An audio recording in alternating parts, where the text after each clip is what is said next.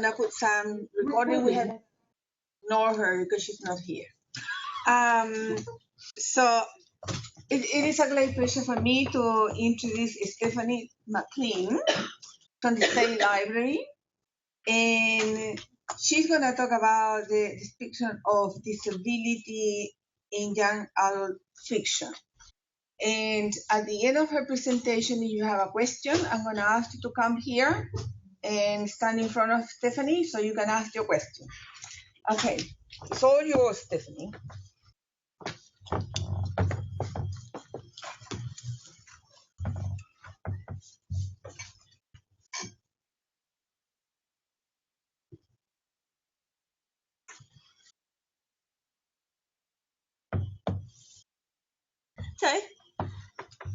Hello, my name is Stephanie McLean and I work here at the State Library of New South Wales. I have a disability. I'm deaf. And that was Auslan I used to say exactly the same thing, in case anyone was wondering. Today I'm going to talk about two areas. Firstly, welcoming people with disabilities in libraries and some of the issues surrounding that and how we might be able to address those issues. And then secondly, the portrayal of characters with disability, primarily in books, but in other medias as well. Hopefully you'll be able to go back to your library and say, hey, maybe this is something we can do here, or maybe when you're recommending books with characters with disabilities, you'll be able to tell what's good and bad about them. Thanks to the changes in laws and greater awareness in society, people are becoming much more aware and people with disabilities are becoming much more included when talking about diversity and inclusion. But it is still a slow process.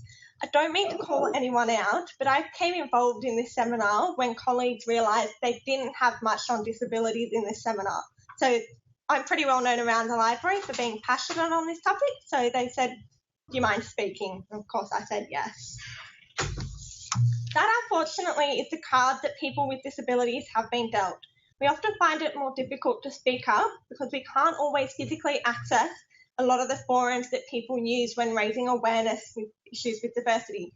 That's not to dismiss the difficulties that other minorities face, as we do need to band together and say that all diversity is important, which is why we have this seminar. There are many reasons why libraries often struggle with connecting with clients with disabilities, such as a lack of awareness, misunderstandings, failure to meet the needs of clients, or a failure to provide accessibility. I have a number of friends, all with different disabilities, deafness and otherwise, and many of them feel that libraries can be these intimidating formal institutions that will judge them. Of course, we know that public libraries aren't scary, but we need to communicate that to people with disabilities to increase the chance that they'll actually come to the library. I'm not going to go into too much detail on providing accessibility in the building, although there are some horror stories of libraries being difficult to enter, here included. However, if you would like to learn some more about that, there will be some links on the wiki that will provide information on what's considered good and bad accessibility concessions. You're not going to be able to address those easily, and you'll probably need to work with your local council on those. However, you can start with changing little things, like changing the language you use when addressing clients with disability. The law now uses a social inclusion model, which basically shifts things into people first. This means it's not disabled clients, it's clients with a disability. And that's just a generic umbrella term. You can see on my slide there some of the language used in relation to people with disabilities. When referring to people with disabilities, don't use euphemisms such as physically challenged or differently abled, and definitely never use normal in terms of people who don't have disabilities. I left deaf out of that slide for a reason, because deafness is a bit more of a complicated area. There is hard of hearing, which basically means someone with a hearing loss, not completely deaf. They typically wear hearing aids or other technology, and then there is deaf, which is where it gets complicated because there are two types of deafness. There's a type that I have, which is medically deaf. It can be anywhere from a moderate to a profound hearing loss. When you write them, they're a lowercase d deaf. And then there is culturally deaf, which a lot of people aren't aware of. They have an uppercase D. They're always Auslan users, and they are a part of the deaf community. As a rule, they don't consider themselves disabled, just deaf. They often call the medically deaf that aren't part of the community hard of hearing, just because sign language doesn't differentiate between capital letters. Most of the deaf community does not like the term hearing impaired. To them, that'd really be acceptable only for someone who had lost their hearing due to old age, not for any other reason. So it's better to just avoid it completely. Because culturally deaf don't see themselves as disabled, it's a good idea to expand your umbrella terms as people with a disability or people who are deaf. It's a little bit longer, but it's less likely to isolate anyone that way. And again, for more information on the terminology, I'll put some information on the wiki. Libraries also need to consider what kind of services can be offered or what kind of events can be held that encourage the inclusion of people with disabilities. This is two parts.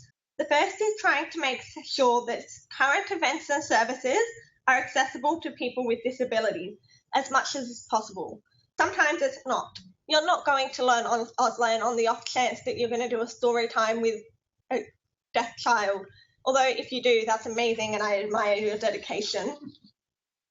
The most important service I can think of is outreach services. Many public libraries have outreach services or arrangements with nursing homes and hospitals, but a lot of them are focused around the elderly. Make it explicitly clear that people with disabilities can use these services, and don't make it just large print items or audio books available for any home delivery services. They might be interested in more in that in the collection. There is also a trend of libraries offering classes on how to use computers or learn other basic skills. But again, they're often worded so they sound like they're meant for older people, not someone with something like a learning difficulty.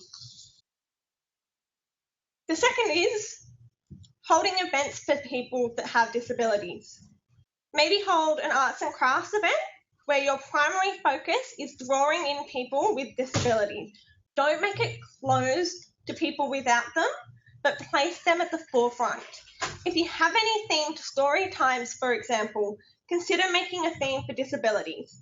I know of an American public library that had its summer holiday kid activities based around the theme of superheroes. That would have been the perfect opportunity to raise awareness about disabilities. I mean, Daredevil's blind, Hawkeye's deaf in some comics, Professor X is in a wheelchair, and some of those are just the biggest names known. But they had that opportunity and it was completely lost. Most local communities already have groups involved with people with disabilities, so work out who they are in your area and ask them what kind of events or services they think the people with disabilities might be interested in. They will have more ideas than you. A couple of months ago, through some of my own contacts with a local deaf group, the library did a tour and introduction to the library. These were people who had never been to the library before. Some of them have never even heard of it. And they enjoyed it so much, they've decided to make it a part of their annual program. So that was a huge success for us. Just by asking, we got people to come into the library for the first time. So now we'll move into the representation of characters with disabilities. There are so many stereotypes when it comes to diversities, and disabilities is no exception to that. A study in the early 90s, which you can find out more about on the wiki, identified some main stereotypes when it comes to the portrayal of people with disabilities in media, and you can see some on this slide. The sad thing is those stereotypes very much exist today. To the ones suggested in that study, I actually added the plot motivation. That's the one where someone has an accident or something similar and are now in a wheelchair or something like that. They manage to overcome their situation. And really, it doesn't impact them in the long term at all. It's very rarely ever mentioned again. It's similar to the super cripple, but the super cripple doesn't lose their disability, they just overcome it. I think it's important to note that media does have a trend of putting people through temporary situations just to make them sympathetic or motivated, and then forgetting all about it when it's no longer relevant to the plot line. So, some more details on why these are so bad. Most of these are pretty clear as to what they are and why they're wrong, but people often don't understand why the super cripple is such a risky thing. While yes, some people with disabilities have remarkable stories, the language used in telling these stories often have a faint tinge of, well, if you have this disability, you should be able to do this too. This can negatively impact the people who live with those disabilities and the reality that it's not always possible to be remarkable. Sometimes it's only possible to get through the day-to-day life. So, more examples of the bad ones. Even the more positive stereotypes that don't dehumanise people with disabilities can still be negative, such as the idea that disabilities must be visual and thrown in people's faces for it to be counted as a disability.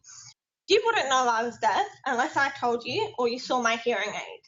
Now, true story, I went to school with a guy for 3 years before he found out I was deaf. He'd never seen my hearing aid because I wear my hair down, and he was never in class with me when it actually impacted me. It took him 3 years to realise it. It sounds nice in theory, people not realising you're different, but when it does eventually come up, people often assume that because you can cope with something, you can cope with everything, which is simply not the reality. Either that, or you're simply faking it. I often get told, oh, you're not that disabled. Sorry, I didn't realise it was a competition. Yes, I have it easier than some people. Doesn't it lessen my experiences? We need the kind of representation in media which shows the range of disabilities rather than going for the stereotypes of wheelchairs. All stereotypes have two main impacts on society as a whole. Firstly, they dehumanise people with disabilities, so the people without them see them as different or other. I have a quote here which sums it up much better than I can. Disabled people often function as an emblematic screen upon which non-disabled people's fears and anxieties are projected, rather than functioning as three-dimensional characters or representing disabled people's own experiences. This was before the People First model came in, so excuse the fact that it put disabled people, but the point of the quote still stands. This leads into the second impact, which is where people with disabilities start to feel even more isolated than they already are. Therefore, it affects both the confidence of people with disabilities and the expectations of the wider population. At the core, you'll find it's the same issues that most minorities face. But this doesn't mean it's all bad. Recently, things have been getting better, reflecting the changes in society brought about thanks to the large push for diversity and inclusion. This is particularly the case in young adult fiction. Most of these books focus on the experiences of a person with a disability, but they don't make everything that happens in the story be because of their disability. They're still people, they still have lives. I have to admit, I haven't read most of these new books, but I've heard reviews from people living with disabilities that as a whole, they're rather good. Some of the main books I've heard of are these ones: The Six of Crows, Me and Earl and the Dying Girl, and Cinder, some of the most popular ones out at the moment. I'll provide a list of websites on the wiki that discuss disabilities in literature. Some of them do book reviews, so it will give you an idea of what else is out there. Perhaps you can consider purchasing some of the books for the collection or using them to learn about whether the books already in the collection are positive representations or not. Even the ones I've included there have mixed reviews, which does happen a lot. You've just got to kind of keep your mind open and read as much as possible. While these are fantastic, we still need more, and we need more casual representation of not just stories about disabilities. Where are the positive representations of people with disabilities in sci-fi and fantasy, for example? The first time I ever read a book which had a character that was deaf in a storyline that wasn't about his deafness was when I was 23. and I'm a big reader. I got so excited I couldn't believe it. Here was a deaf character that was badass. He wasn't the main character, but I didn't mind. It was just nice to see that it wasn't a big deal in the book. He was cool, he was deaf, it was realistic, but it wasn't integral to his storyline. It was just a fact about the character. In case anyone was wondering, that's the Magnus Chase book series by Rick Riordan, who actually had multiple young adult fantasy series with some pretty serious diversity over the whole section. If it has such an impact on a 23-year-old, what kind of impact will it make on a 16-year-old or a 12-year-old? While adult fiction needs to step up its game, I'm really glad that young adult fiction is the first to take this step, because it's going to have such an amazing impact on the next generation of readers. Now, don't take my word for gospel. If someone with a disability comes up to you and says something that completely contradicts everything I've said, don't dismiss them straight away. If they've done that, that means you've succeeded in one area. You've got them to feel like they can trust you, they can talk to you. Even if they're medically deaf like me, they will have had a different experience to me, and their opinion is valid. Dismissing them will completely revert any trust and relationships you've built up. Listen to them, because they know much more than you do, and definitely a lot more than I do. I mean, from what I know, the books I recommended are positive portrayals, but if someone who lives with that disability says it's negative, then you've got to take their word for it. The last thing I want to share with you is this quote. We've been pitted against each other and made to feel like there are limited seats at the table for those of us that fall in the category of other. But it's up to the library to show that there's space for everyone. We're integral to our communities, and now we just have to look closely at ourselves and ask, how can we make sure we represent the entire community? I'll leave you with that question and let me ask some of your own. I do have to ask that you come down the front, because I rely pretty heavily on lip reading and I won't hear any disembodied voices shouting out from the dark. Thank you. And yes, thank you. That's the official way of applause for deaf people, although I can hear the applause, but someone in the audience already knew that that was the right thing to do, so thank you very much. No questions? Oh, guess I'll have to go back to work then. Well, we have no question, but this is thank you.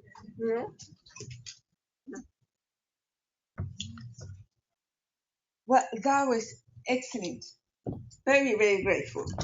I have to say that I met Stephanie through meetings in the library, because we spent a lot of time actually on the road.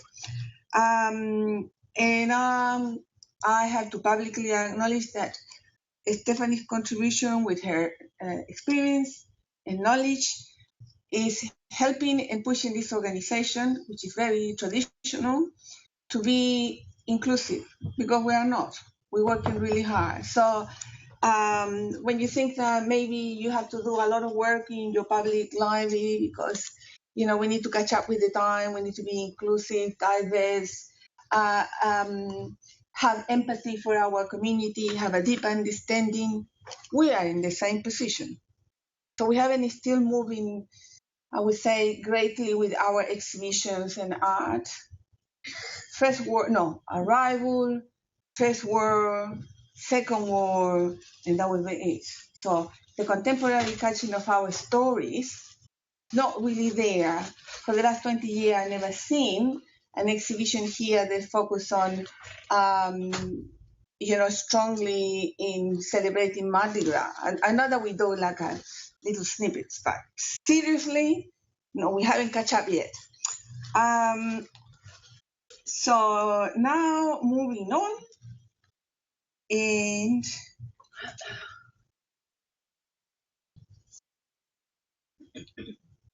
we are now to, I think we had a few minutes in advance, right? No, we are late.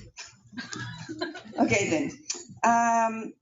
So we thank you, Stephanie, for your participation, and now we're going to stand up, and see if we can share some of our ideas and things that we have learned this afternoon. Yeah. Just stretch a little bit.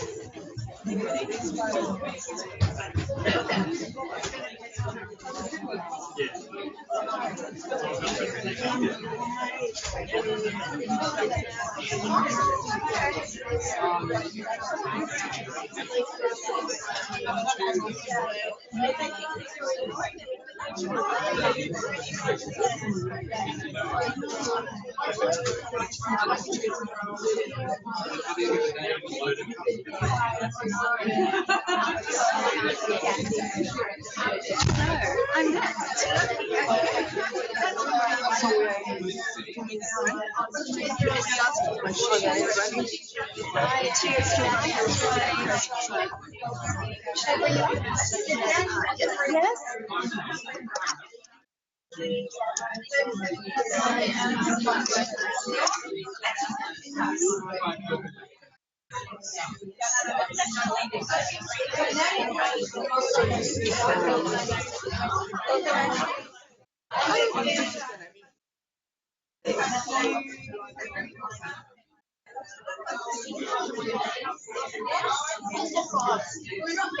Yes. I love shortcuts, great. And then advance by going, but with the arrows. We can use the mouse over here. And just, yeah.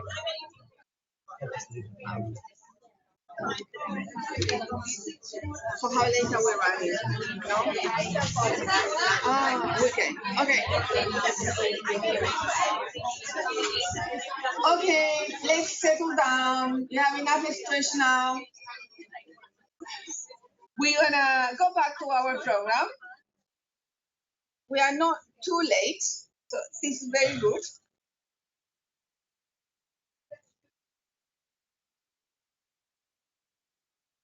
For the next session, it's gonna be really fast-paced. It's gonna be really interesting, and Helen will be with, going crazy with her bell there, I think you're gonna put a bit of salsa in the movement there, so just keep it on.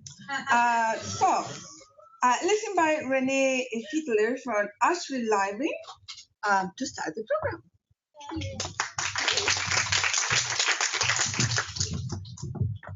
Hello, I will keep it short and sharp. In fact, I do not have 10 slides in 5 minutes. I've got 5 slides in 5 minutes. So half the slides and twice the fun. So you've got staff picks. And I'm representing Ashfield Library, which is part of the Inner West Council, which was amalgamated last year. And I'm based at Haberfield Library. So every November, I send out an email to my colleagues requesting that they send me a list of their favorite items that they've borrowed in the past year. I tell them that I want diversity. I want to hear from people I don't usually hear from. I want DVDs, magazines, books in various formats, different genres. Just tell me anything and everything that you loved. There are no right or wrong answers. You will not be judged. There's no hierarchy of better books, or you don't have to just list prize winners. Our people, our patrons, just want to hear what real people like us are reading. They've read BuzzFeed, they've read all of the newspaper articles about the top 10 books of the past year. They just want to know, what do we as normal people read? So in December, I compile all of their favorites and I put them together in this brochure. Yeah, so it's quite simple, and we make it available at Ashfield Library and Haberfield Library for our patrons.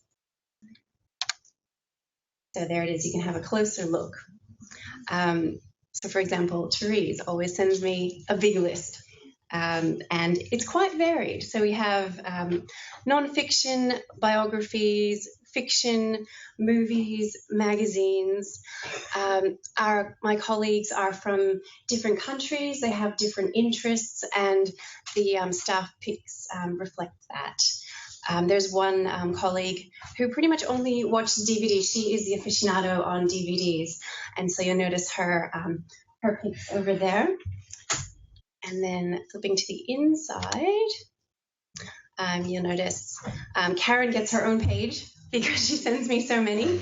And what's interesting to note is that she has print magazines, and also she lists the Zinio magazines. And one of her favourite genres is graphic novels. So she's always got a nice list of graphic novels. As for me, my top picks last year were The Hate Race and When Breath Becomes Air.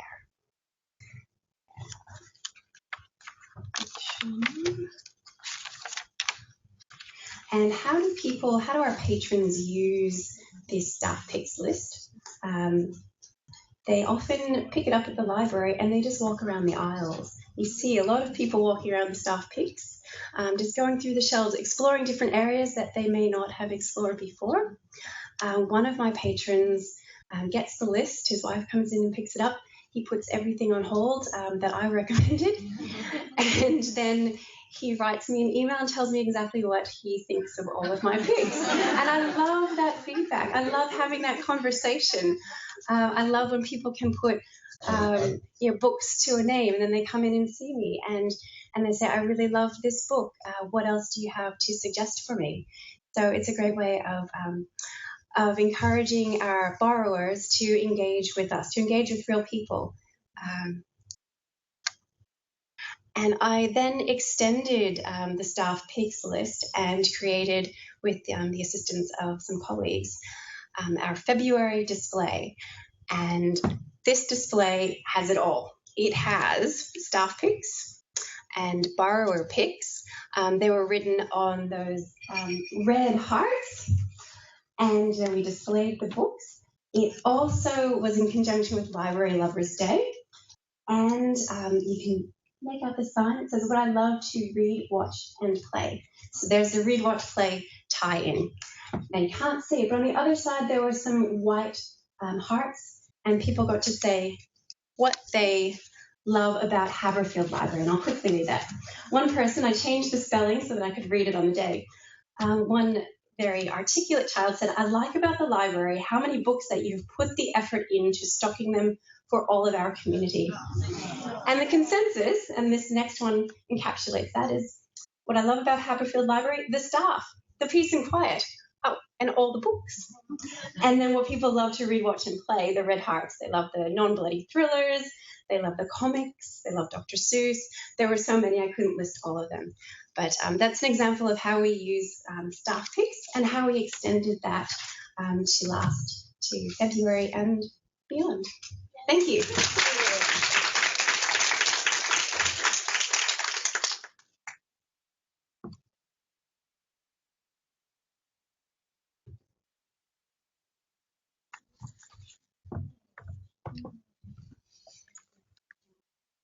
Yes.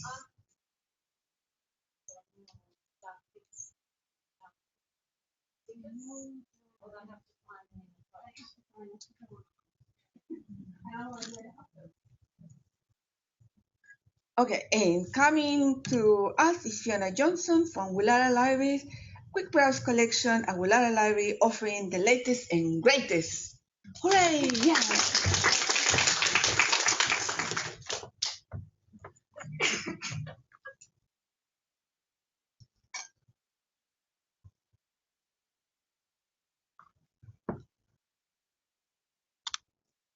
Okay, good afternoon everyone.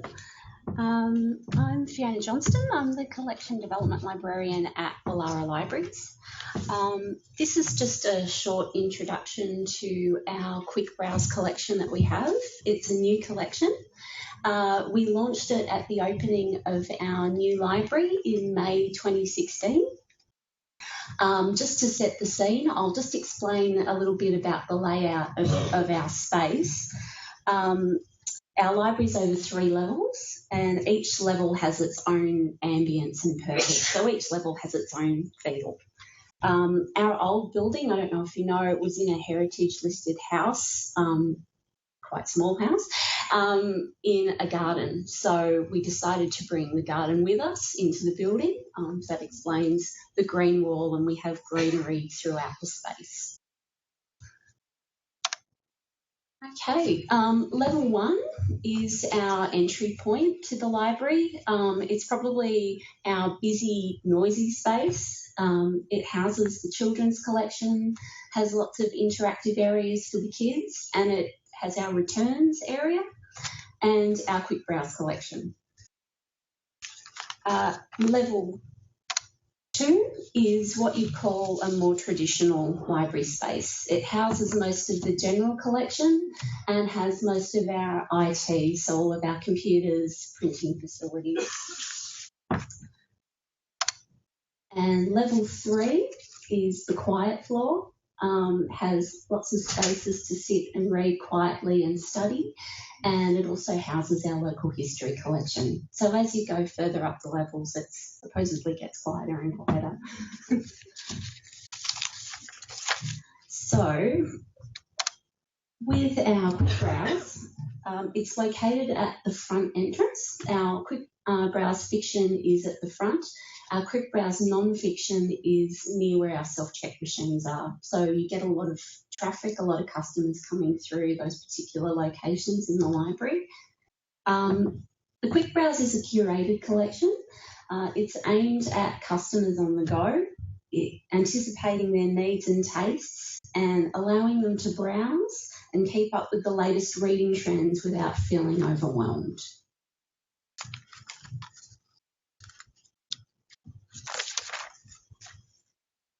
It's made up of 5,000 items, approximately 3,500 fiction and 1,500 non-fiction. It's a demand-driven collection, so it's based on high circulation, high turnover. So it's a collection of items that our customers are borrowing constantly and are constantly asking for. To select items for this collection, we use software like Collection HQ to run regular reports. We use our LMS as well to see what's circulating heavily, and also just being out on the floor. That's probably the best collection development tool, is being out on the floor, talking to customers, seeing what they're asking for. We also look at the latest reviews and pre-pub things and see what's coming out, and we can usually anticipate that that's something that's going to be in demand, so it just automatically goes into the quick browse collection. It's a just-in-time philosophy with our collection, so it's constantly updated with new items, and things are moving back and forth in the collection all the time. So we might have a run on a particular title, so we'll move it from our general collection down to quick browse because people are asking about it. We also have multiple copies in our collection. Our philosophy is we don't want customers to wait a long time for items. We want them to borrow items as soon as they get a recommendation from a staff member or a friend, or they read about it. The Quick Browse is a reader's advisory tool. It's easy access for customers and staff. It's in a very central location, so it's very easy for customers and staff to access. We also implemented staff readers advisory training before we opened the new library and before we launched the collection. We did a lot of basic, We did a lot of basic training on readers' advisory techniques. We also did a few presentations on specific genres of books like dystopian fiction, Scandinavian crime, things like that. So staff felt comfortable with recommending those genres to customers. We also have a roving reference model, which also helps with readers' advisory and the quick browse. Staff are constantly moving around that collection all the time. We don't have a desk, so they're constantly walking around. So they're constantly looking at that collection and seeing what's out and seeing what's changing in that collection. So they become really familiar with the collection as much as the collection development staff do. Just a few stats to finish up with. The Quick Browse collection now does 50% of all of our adult ones. It's our entire collection. So it's a collection that works really, really hard for us, and we're really, really happy that it's been successful with our customers and they're responding to it really well. Thank you very much. Thank you. And we welcome back Melanie. What's yours?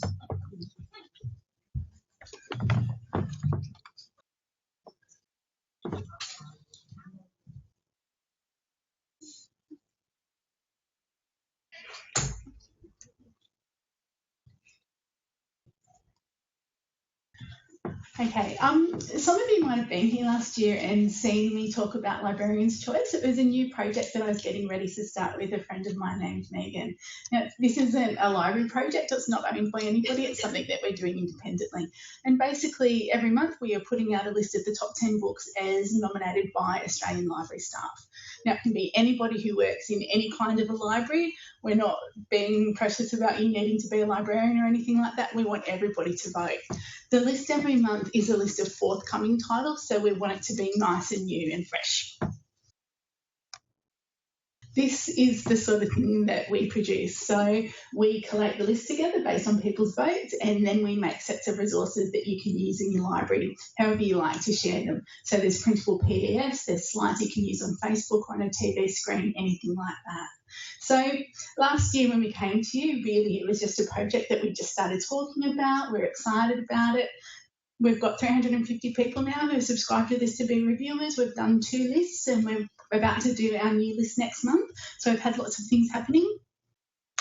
We had a booth at the ALIA conference down in Adelaide last year, which was a really fun experience to do. And apparently we were the first librarians that had ever been on the other side. It gave us a new insight into what it's like for the vendors at conferences, and it makes me feel like I should be nicer to them and go and talk to them when I'm there. This is an example of some of the things we do. So if some people write reviews when they vote for the books, and that's awesome, but if they don't, that's okay too. But when people do write reviews for us, then we can do little social slides that, again, people in libraries can share however they like. This is part of what our website looks like. So we've got a page that's called Coming Soon, where you can go to get ideas of the early review copies that you can request. Even if you're not interested in doing that, it's kind of a curated list of all of the different publisher catalogues and things like that. So it's an interesting way to look at what's coming out.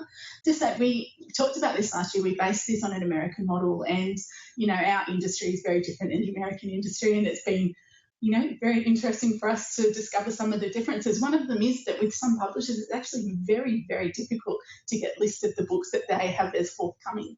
It's not always even all that easy when you go through James Bennett and your book suppliers to have a look to actually get a good sense of what's coming out. Also here, we tend not to have the lead time that they enjoy in America. Another way besides going through our website is that some of the publishers do their review copies via NetGalley. If you'd like to use NetGalley, it's free, it's really easy. You set up an account. When you go into your profile, there's a spot where you can put your ALIA number. Now, if you aren't an ALIA member, you can put in your library's ALIA number. That's absolutely fine. And it means you get given an ALIA badge, so it makes you look a bit more special. You can also go in, there's a section in your profile where you can include any professional associations, and you can write that you're a Librarians' Choice reviewer. And again, that just gives you that authenticity, and it means that when the publishers are going through and deciding who they're going to give review copies to, that might give you a little bit more of a chance of getting a yes. I would say that it's early days with the project, and we're having different responses from different publishers, and very much it often actually depends on the particular publicist for a particular book. So not every request that you put in will be successful. Not every request that you put in you'll get the book for on time. So sometimes I'll get an exciting little parcel in the mail and it'll be for something that was published 3 months ago, and for our purposes this is not very useful to us. So it's an evolving thing, but I think it's a good thing for us to keep going. And what we're wanting to do is to show the publishers how much we count in this sphere, and the more that they see that these lists are impacting on book sales and things like that, I think the more that they will be keen to cooperate. When you look at NetGalley, one of the things that can be tricky is to work out which are the Australian titles. So you can go through favourite all of the Australian publishers and then search for your favourite books. That's the quickest, easiest way to do it. James Bennett are just about to update their website. I don't know if you guys saw the email that came out yesterday, and Librarians' Choice is going to be on there. So when our list is published, you'll just be able to go straight into James Bennett and buy them. Same with Overdrive. Overdrive are doing that as well. So we're making it as easy as possible for people to be buying these books.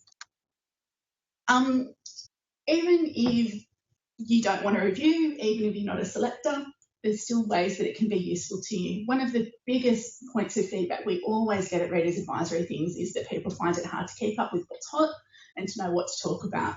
Follow us on Goodreads, see what's on the list. You don't need to have read the book. You can say this book was recommended by a colleague. Now that colleague might be in Darwin, that's fine. We're all in this together. So it's a really great way of keeping up. And, 10 books a month is kind of achievable to be familiar with. You could do a display. We have Librarians Choice stickers coming soon. Yes, I put Judith's book on there, and I forgot to bring it. I left it at work. But we're doing the stickers. We're going to sell them, and we still haven't worked out our price point, but it's basically just going to be cost recovery. Can I say we certainly don't make any money out of this at all. This is just a volunteer thing. But we think, fine. So at the moment, we put out a pre-pub list. It's very unlikely that the day the list is released that you'll have all the books in the library and on the shelf. We get that. But the thing is that this time next year, over 120 books will have been nominated as Librarians' Choice. So over time, this will be a resource. And we all know, like we just heard from Woollahra, doing things to promote books that we have said we endorse makes a huge difference to the way they circulate. So it's a really easy display to have. We are also looking for people who want to let us do little profiles of them. So that maybe you would just like to do a general list of, your 10 favourite Australian books on any topic. It can be anything you like. So if anybody's keen to do that, let us know. We would love that. You don't have to put your photo in it if you don't want to, but if you want to, that's cool. And that's it. So we don't do questions when we do 5-minute sessions, but if anybody has questions, come and see me afterwards. Thank you.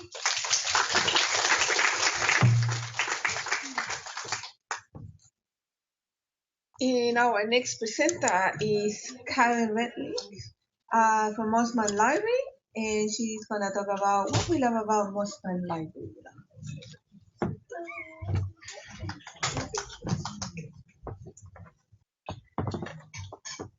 Hi everyone, my name's Karen. I'm representing Mosman Library today, and hold that thought. No, you can keep talking. I will just. Wonderful. I've only been there a year so far, and it's going very quickly. Originally came from a one-person branch out in regional Victoria, so going from that to going to a massive library like Mosman, where I share an office with maybe 20 staff, it was really different, but good different. It's lots of fun. So I put this slideshow together just as an introductory. Thank you. As an introduction to Mosman Library. It's short and sweet. It's just what we've been up to in the last 12 months, trying to promote our collection. And I'll just go through. Just an introduction to the library staff. Had a bit of fun with Book Face Friday on social media. Some people get terribly competitive with Book Face Friday, and it becomes a war amongst the staff to see who can get the best one. I actually think mine was the best. Sorry to be biased. I'm in the middle with, and I was pretty proud of that. But It is the best. Thank you. Thank you. No, they've all done a good job. So it's an introduction to our staff. We have a lot of author visits and regular programs that are happening at the moment. We have Zen Colouring Technology Tuesday. We have our Friday Flicks film discussion group, but also Monday Matters, which is it's a lot of authors and local speakers will come to that session as well. These are our foyer displays. These are actually my job, being Readers Advisory, and they're so much fun. But as soon as I started working at that library, I wanted to do one on dystopian fiction because I love it so much. And the staff decided that they wanted to help me do the graffiti. So we credit the graffiti to our staff. They actually had to stop doing the graffiti to serve customers as well. We're really trying to amp up our social media presence also.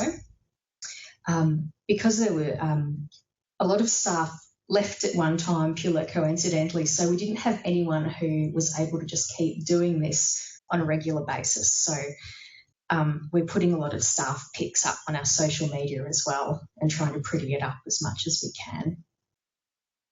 We have, I think, 8 book clubs running at present. I have 2 of them.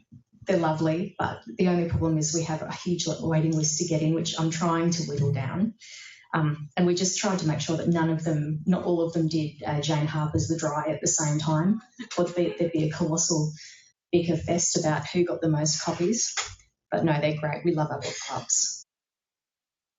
We have a great youth services promotion librarian, Maddie Coulson, and she's done some great activities for the young people.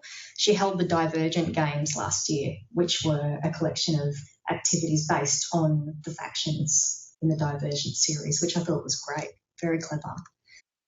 We also have our own social media page called Mosman Readers.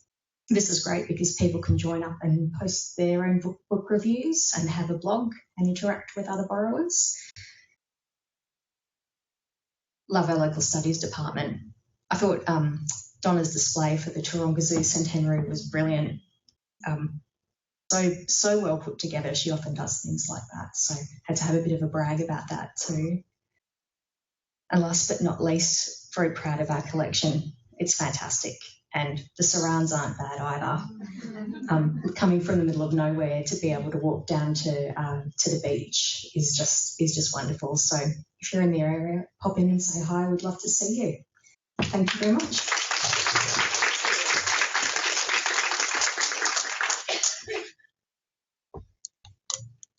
Thank you very much, Karen. And now we are moving with Sam Sbisa from Randwick City Library.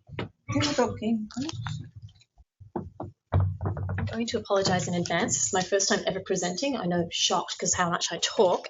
Also, first time ever using PowerPoint. How did I get to this level of my life and not use it? I don't know, but that's the case. So when it all falls down, I'm really sorry. That's the right one, I hope. Okay. Also, thank you, Renee. I've stolen one of your excess slides. Apologies again.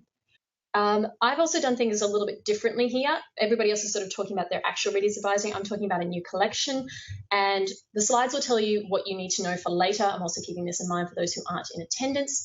What I'm going to babble at you about is more how we got there. So as we all know, modern day libraries, they're a little bit different. They're dynamic and social thriving hubs, and they're more about connecting people, or as much about connecting people as they're about providing information these days. And what we tend to find over at Randwick is that people use them at different times of their life. So they're really active users at one point, and then at other stages, they don't use them at all.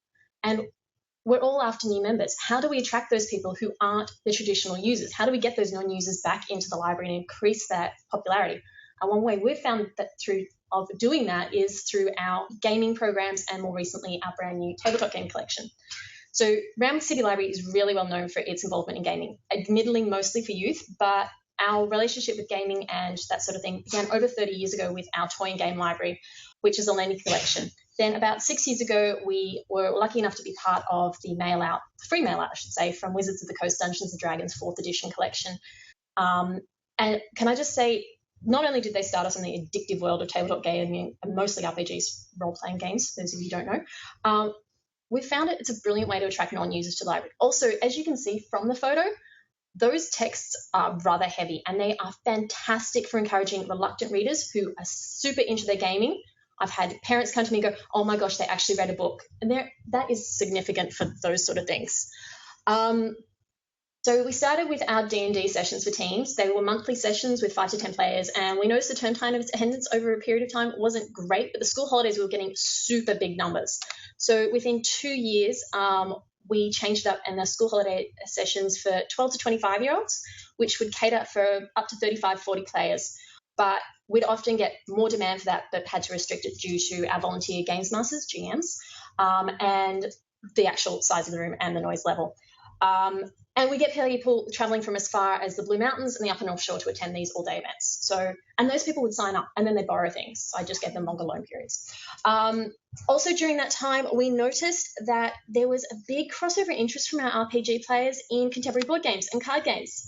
And also at that particular time, we had HSC students bringing chess and backgammon and so forth games into the library to use during the study breaks. And so considering all of that, we had to chat. We launched a teen in-house board game collection. It's initially a really big success, but a year after the launch, they were just sitting there hardly moving. And I'd had cranky people telling me they want to take them home, blah, blah, blah. And I'm like, you're not our demographic. No, you can't take them home. They're for here and for the teens only.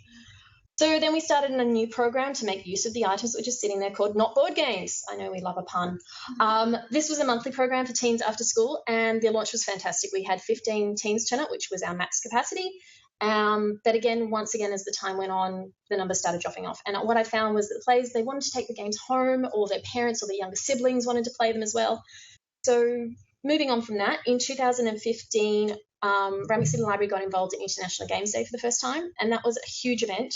We partnered with Waverley for that. At our programs only, we got over 1,000 people participating in various gaming activities. Now, we're not sure if all those thousands of people were different people or there was some crossover statistics and how they're recorded. Anyway, one of the most popular events on the day was the board game library, which was generously supplied by Good Games. And the interest in the concepts we got from that got a few of the staff thinking about how can we do this permanently and make these things available to our staff. Then in May 2016, so last year, at one of our collection development meetings, we were talking about ways to boost loan statistics. And I stupidly mentioned that many US libraries had board game collections, and these appeared to be going really well with really high turnover. And so I got made responsible for it to add to my things to do. So I was granted a small budget. You can contact me later to find out how much that was, and to start the collection. After some initial hiccups going, who's actually responsible for this? When do we find time? Blah, blah, blah. We managed to get 50 games just before the end of the financial year. Both card and board games are included in that. The lovely people over at Game Traders Parramatta are apparently the only game supplier on the PLN list, just so you know that, so the procurement list. So then we got the next issue. We're working out the rules for the collection, how to process them, and we finally managed to get this started a couple of weeks before International Games Day 2016. That's November. So come what may, that was going to be our launch date. Social media attention to the collection prior to the event received some of the highest results we've ever had for non-children's department related events. And what was particularly encouraging was that a lot of these people were from posts and comments from people who weren't friends or who hadn't liked the library on the Facebook. So these were potentially new members, and a lot of people suggested games for purchase, which was also really encouraging. The day of launch, we managed to get a measly, 20 games out on display. Within a week, there were only 2 boxes left on the shelf. Since then, I've been slowly adding more games, as well as duplicate copies to the collection. Then in mid-December 2016, so 1 month after the launch, the tabletop games were the second highest search term for the library's OPAC, with 26 unique search terms. Now, that sounds a bit strange, but once you add them up, it does add. As of mid-January 2017, the library had 33 games available in the collection, and then been loaned 90 times. That's an average of 2.72 loans per item. I've been away, so I couldn't get more recent statistics than that. I do apologise. Now, I unfortunately don't have confirmable statistics for membership sign-ups due to the way that we sign people up, but anecdotally, I can tell you that I personally, in 6 weeks, signed up 4 people just for this collection. And those people then went on to borrow other items from our library as well. At the moment, we've deliberately focused on contemporary and dynamic games like Settlers of Catan, Exploding Kittens, and I'm deliberately avoiding things like Cluedo and Monopoly because those things are cheap comparatively, and other factors as well. And so due to the success of the initial trial, we've been allocated another $1,000 for the collection, and I've already ordered those items. They're adding to the collection as we speak. And our gaming enthusiastic staff have also a lot of fun recommending the games to other people, borrowing them, and they've started playing them during our lunch periods, which is really fun, so we get to share ideas. Those are some great links that you can get to for information and where to get game suggestions if you're interested. There's also some recent evidence to suggest playing games is good for your health, therefore your members too. And I've run out of time, so if you want to find out more, you can get in contact with me. Just keep in mind, I'm currently on extended annual leave, so if I don't reply to you immediately, I will eventually get back to you. Thank you.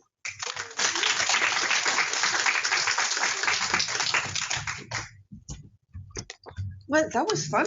All about playing games. And so let's talk to Therese. Good.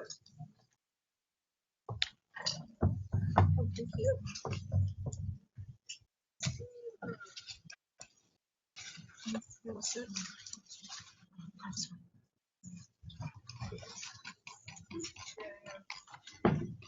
Oops. So diverse reads and diverse readers, I think that's the strength of the Ashfield Library Gazette newsletter, which has been published for 23 years. I've been editor since the inception, and along with authors at Ashfield and the Gazette are 2 things I'm passionate and proud about. It's published bi-monthly in a two-sided print colour version and also a longer web version. The April-May Gazette is almost ready, but it's embargoed because of our Sydney Writers' Festival event. It's edited and written in-house, and the graphics produced externally by Warren Kennedy, our long-time collaborator, and a large part of the newsletter, which I'll show you, are reviews of materials in our collection from our many staff who contribute reviews, have been guest editors, and I see it as our flagship readers advisory tool. So Karen, Renee, Kathy, Emma, Gina, Chandra and myself review what we've read, watched, listened to, along with staff picks. It's whatever you've enjoyed over the past few months. Karen, Renee, Emma have all been wonderful guest editors, and this particular issue is one that Karen edited in October, November. So we promote the collections, the library service, events, focus heavily on long-form reviews because I really like long-form non-fiction and fiction reviews.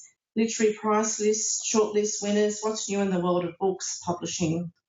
So from this one you can see that Karen's used her graphic novel connections and got Queenie Chan to do a message from, which is the standard first page for us. So she's, again, a reader, a writer, an illustrator, and she's telling us her favourite books.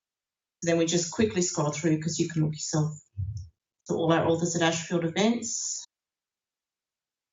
And can I just say the Anne Summers and Richard Glover was our second highest attendance in 15 years. That was 240 and it was just lovely. There's a whole lot of reviews of Comic Conversation that Karen organised. And I'll quickly scroll through because I'm getting to Renee's picks in a second. Did I go past from Renee? Here. So here's Renee's picks, and again, it's a diverse reading and staff. So we've got Renee talking about all kinds of books from junior fiction to memoirs to biographies to fiction to DVDs. Then Karen's graphic novels. She often reviews cookery books, travel books, DVDs. Chandra, of course, is our film guru. So we've also got a little photo of people up here for staff. Another regular one is Kathy, the Greek cooking goddess, Kathy's cookbooks. So that's her regular feature. Gina's Crafters Corners. Gina's our crafting guru. Emma's Musings. So Emma's our Children's and Youth Services librarian. There they are with Aaron Blabby. There's Emma's Junior Picks, and Emma does junior non-fiction and Emma's websites as well. If I'm doing reviews, I'll mainly do fiction and non-fiction, usually literary prize winners.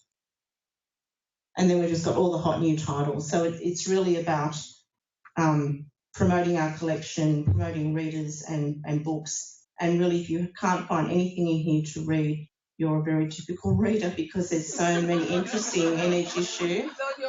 It's amazing. And as Renee pointed out with staff picks, people do wander around the library with the double-sided print version looking for all the books, and they pick them up at our author events as well. And I'll just scroll back and that's it. Thank you.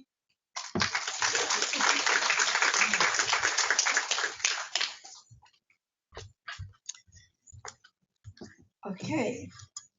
So Therese present us variety and lots of interesting things. You don't find anything, it's all your fault. Let's be it. So moving on with a guilty feeling, because we are going to have Ross Balharrie, and there's Ross. And so he's going to talk to about Indyreads and the Reader's Advisory. Thank you, Ross. That's okay.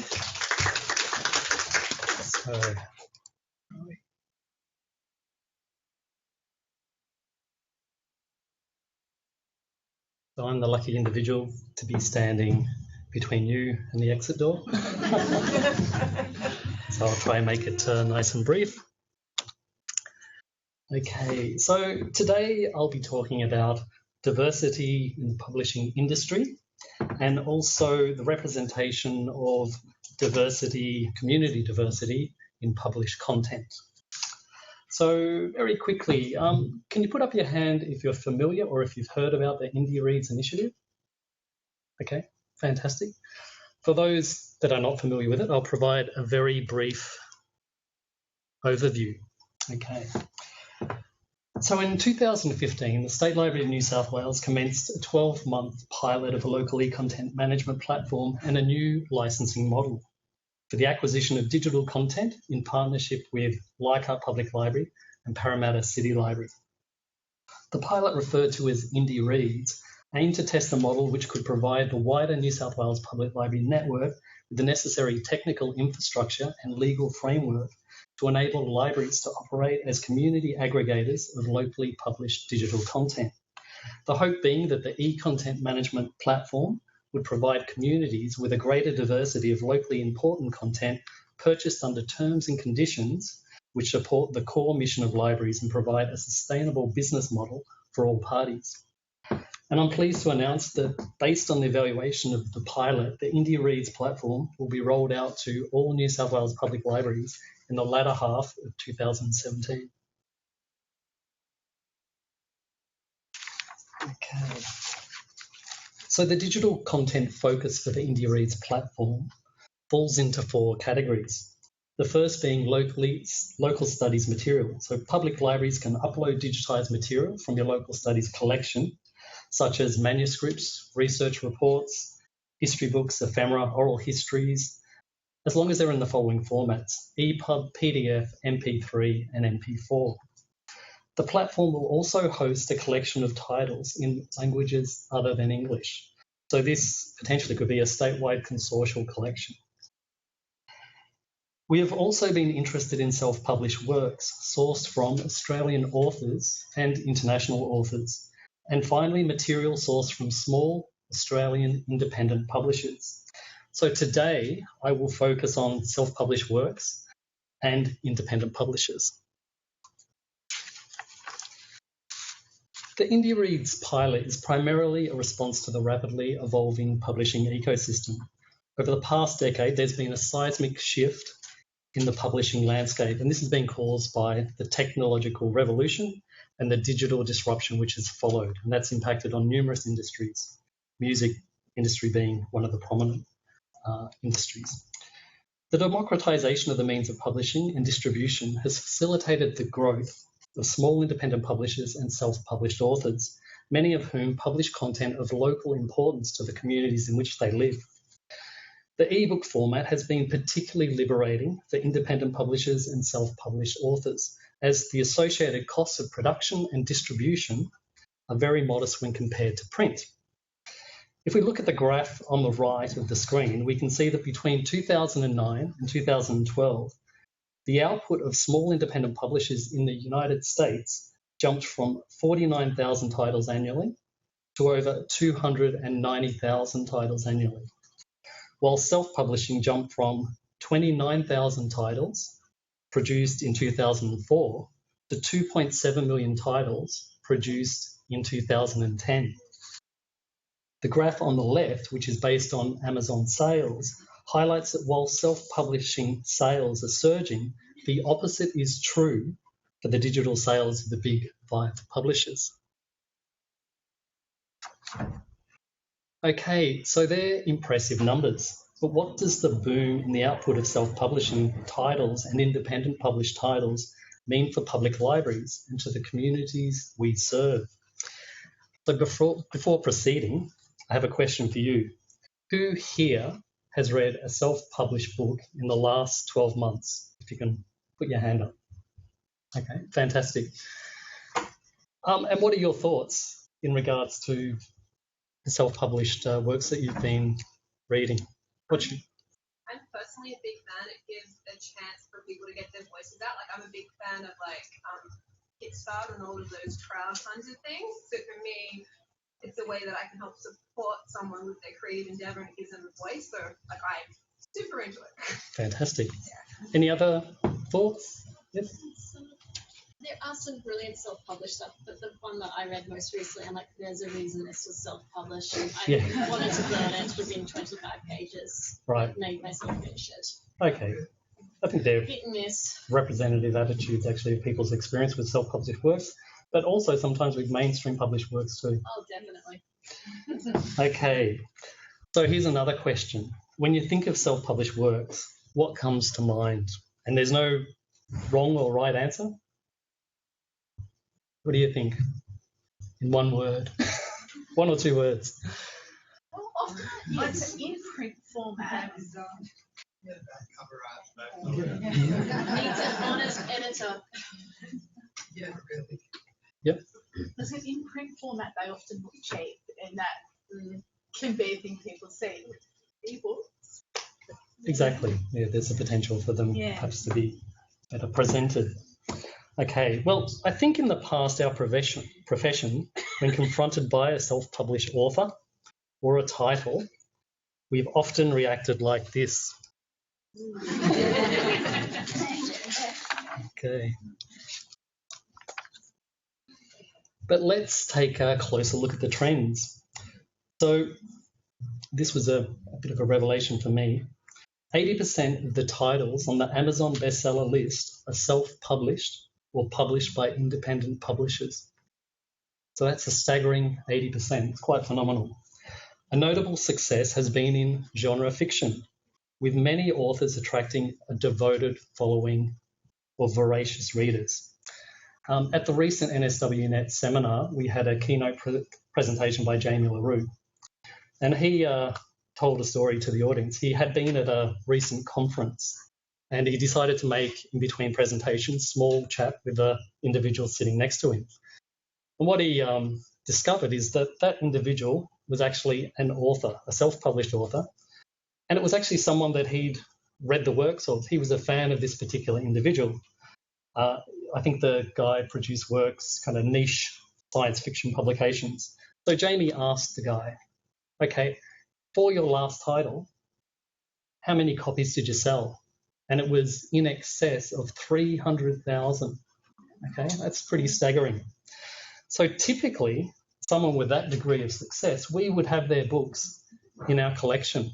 Okay, but he told Jamie that he only published in digital format and he only published exclusively through the Amazon platform. Okay, and that's a problem for libraries because they don't come to the party with public libraries. We have no access to that content.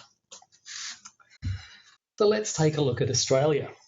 Recent research undertaken by Macquarie University indicates that of 1,000 authors surveyed, 19% have released a self-published work in the last 12 months. And when asked why they have chosen to do so, they cited the desire to have greater financial control and creative control. A recent ARC research report looking at Australian popular fiction noted that there had been a substantial shift in the production of genre fiction from mainstream publishers in Australia to independent publishers and the self-publishing sector. The same is true of literary fiction, with 8 small independent Australian publishers now producing more than double the output of literary fiction and poetry than the 7 major Australian publishing houses. Another interesting insight surrounding the output of small independent publishers and self-publishing is that it is this sector which produces titles with a greater representation of the diversity found in our communities. So by diversity, I mean people from migrant backgrounds, LGBTI communities, people with disabilities, and so forth. A US study which surveyed the representation of diversity in mainstream publishing discovered that over a 25-year period, the output of what could be considered diverse titles had not increased from the baseline of 10% in 1992, no shift at all. Therefore, if we as a profession aim to represent the diversity of experiences within our communities and also offer the most popular forms of genre fiction, Australian literature, poetry, we need to ensure that we broaden our acquisition practices to include the output of small local publishers and also source the best examples of self-publishing. Okay. Well, how long do I have? 5 minutes. Oh, right, sorry, I thought I had longer. Okay, I can wrap that up. Longer, okay? All right. I'll try and do it in a few minutes. So fortunately for public libraries, many local independent publishers and historical societies and community authors, they are publishing in the digital format. So in theory, it should be possible for us to acquire this content. However, the reality is that the commercial library ebook aggregators that we deal with, their focus is on the mainstream content predominantly. Okay.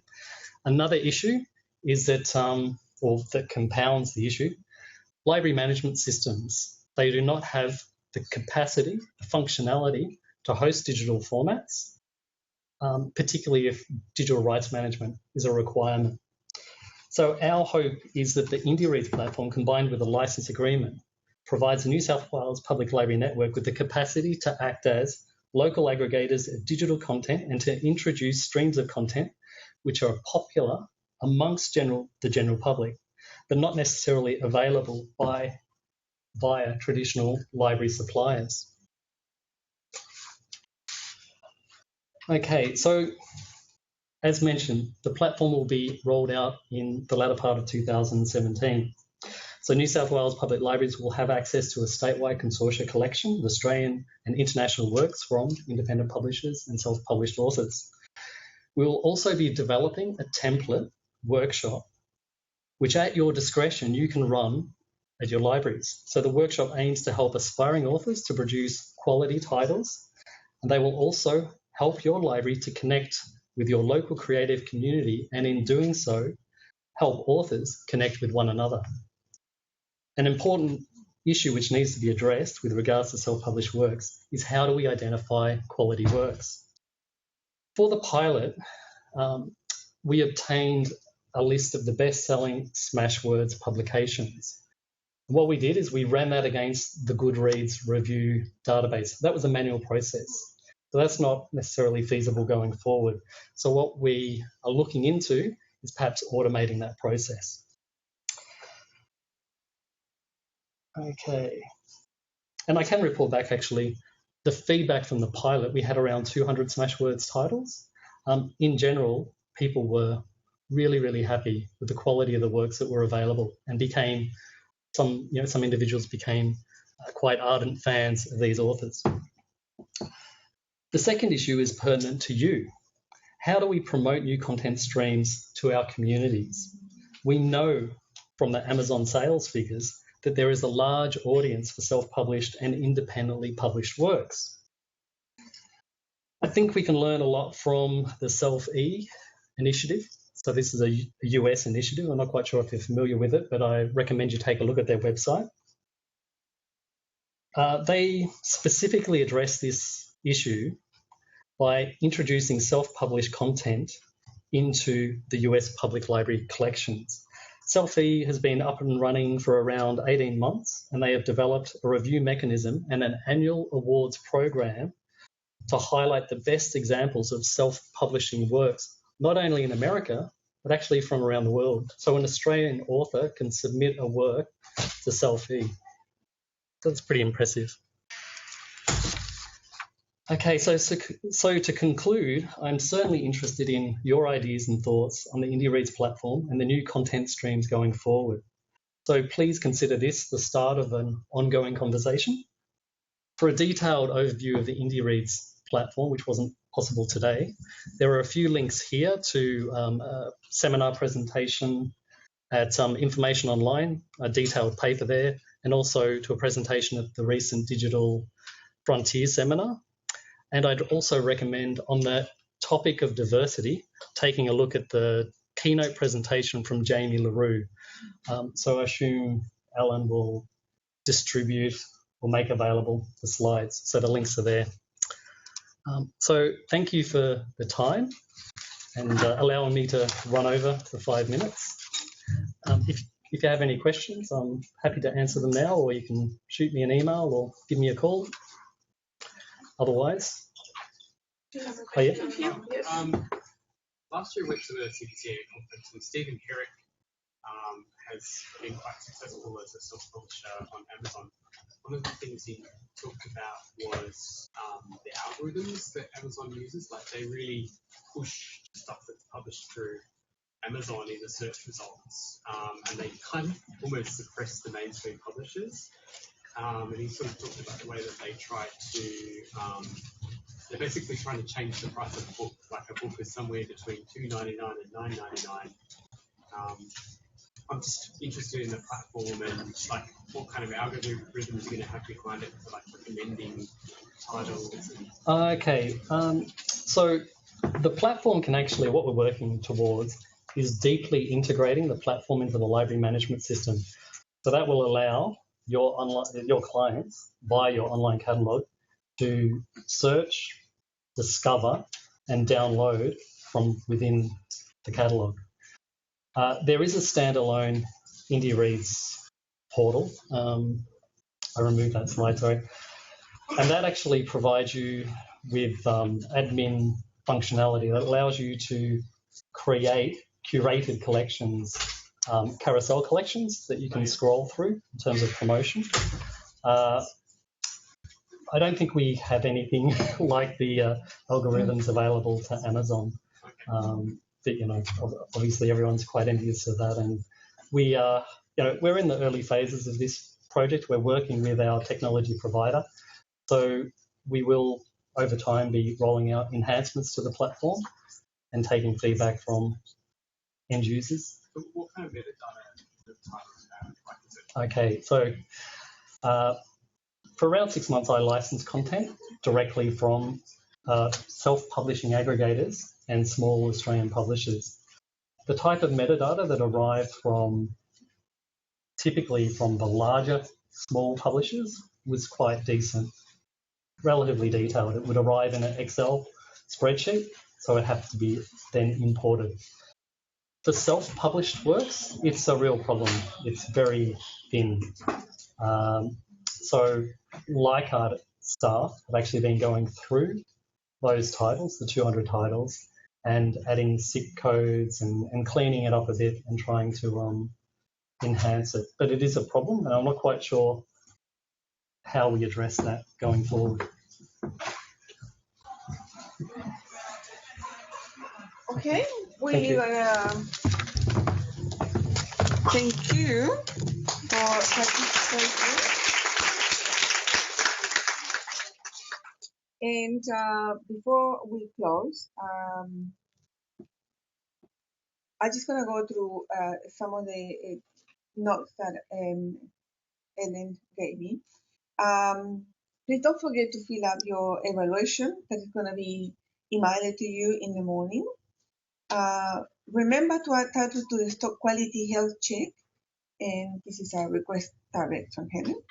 And while today was a day focused on diversity, think about this for everything that you do at the library as the work that we live in our diverse communities.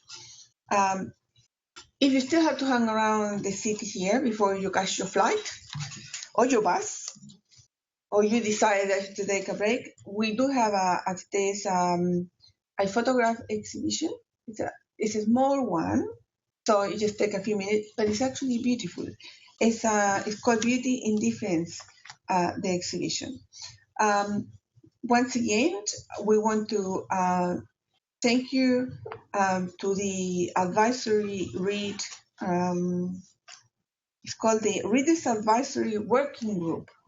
Thank you very much for all your input, for all your hard work, and that's how librarians work all the time. And for all your great ideas, for all the possibilities that you gave us to think of. Personally, I thank you because I learned lots of things today, and I'll be thinking for the rest of the week, which means that my family will go a little bit crazy, just a little bit. So thank you once again, and travel safe home, and we will see you soon. Okay.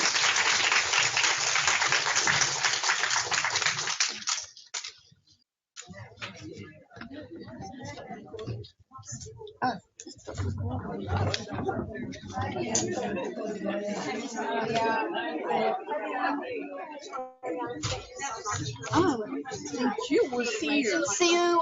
Thank you so much for coming to the session.